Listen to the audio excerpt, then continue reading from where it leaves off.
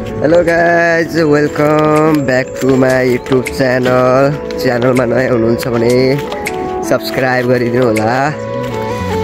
आज चाहिँ म जाँदै छु मेरो बारीतर्फ। अहिले सानो भ्लग बनाउनु पर्यो भनेर लागेको है।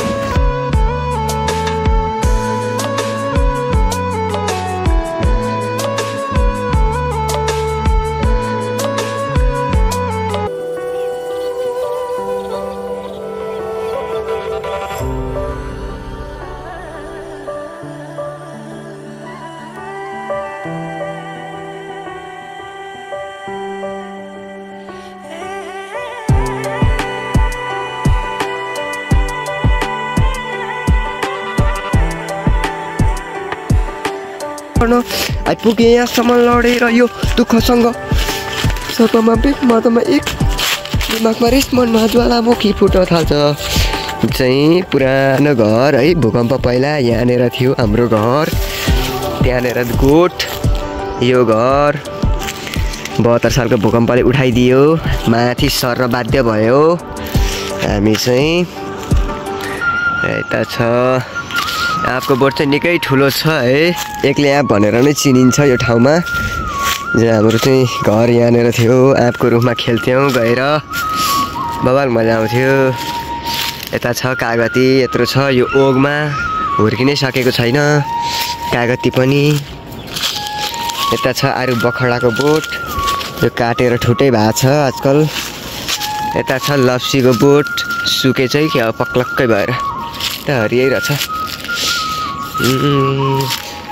यस्तै छ पुरानो घरगोठ, पुरै झारपात उम्रिन्छ। यस्तो छ हालत। सर्वप्रथम मेन उद्देश्य भनेको चाहिँ लिची देखाउने हो तपाईहरुलाई।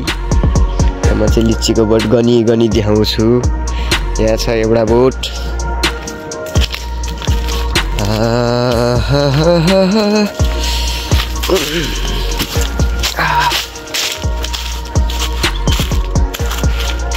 त छ कटरको बोट, यो छ केरा, अम्बा हैन।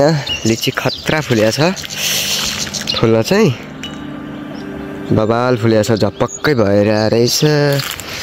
यता नि यो नि हाम्रो हो। त्यही गरी भएन, म मजासँग फरालो भएर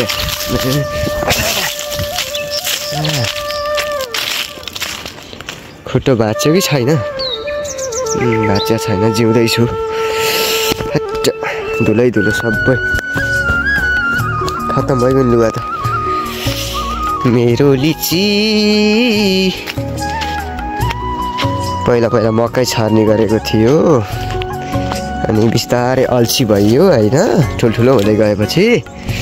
अनि अहिले चाहिँ सबै लिची लगाएको छौँ। त्यस्तै छ। सबै गाउँले धनी मानिस सोखिन्दास भएर रुख पालेर बादरले लिची पनि खान दिँदैन। यहाँनिर छ एउटा मान्छेको गोठ भनौँ कि घरै भनौँ। यता यो पुरै टार हो है, हाम्रो पनि छ। यो घरनेर बारी, त्यो पहेँलपुर हाम्रो पनि हो, तोरीबारी। र त्यसलाई चाहिँ बाहुनटार भनिन्छ। Something but I think very nice.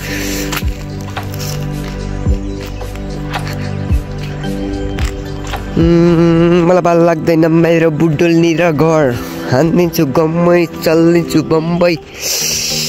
है ए पर मलाई लाग्दैन डर, मलाई बाल लाग्दैन मेरो बुडुल्नी र घर। है हानिदिन्छु गम्मै चल्दिन्छु बम्बई।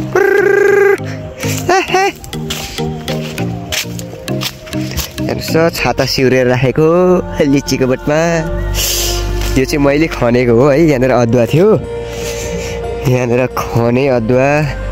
त्यस पछाडि यो कुनामा लगेर यहाँनिर गाडेर राखेको छु बिउ जगाउनको लागि अदुवा। कसैले पनि कसैलाई पनि नभनिदिनु है, चोरेर लैजान्छन् त्यो अदुवा। तपाईँहरूलाई मात्र भनेको। र यो भइहाल्यो किमु भन्ने जाति। सो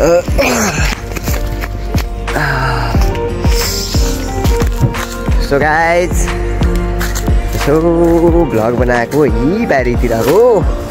मलाई चाहिँ गाउँले भएर होला गाउँतिरको भ्लगिङ गर्न मजा लाग्छ, आनन्द आउँछ। के गर्नु है, यहीँ जन्मियो यहीँ हुर्कियो, यही बारीको कमाइ खाएर बाँचिया थियो।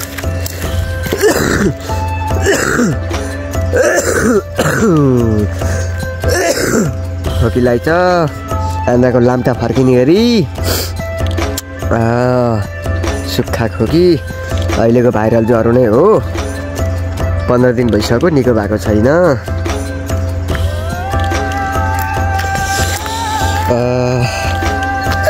यतै जङ्गल उतै जङ्गल भगवान् बिचमा छ बारी।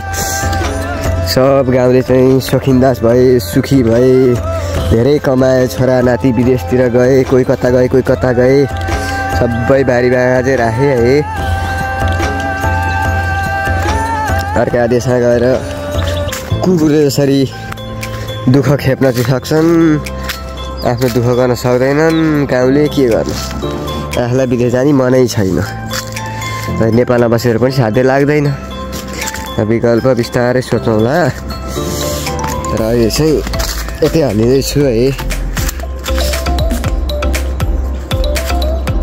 ए मेरो लिची, हे लिची। प्राय सबै बोटमा फुल खेलेको छ। अब यो लिचीको कति आउला त, बेच्नलाई राम्रो बजार पनि पाउँदैन है। लिची त जङ्गल पुरै लिचीको जङ्गलै भइछ यार। कम्ता दुःख गरेर खाल्टो खनेर रोपेको हो त यो, कति मल बोकेर रोपेको। अब यस्तो लिची त छ फुलिर सबै यो बाँदरलाई ठिक्क हुन्छ।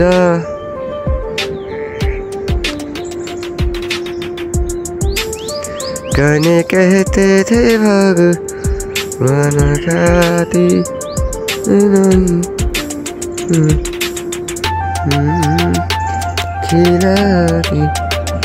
जम्मा जम्मी 50-60 बोट जति चाहिँ छ लिची।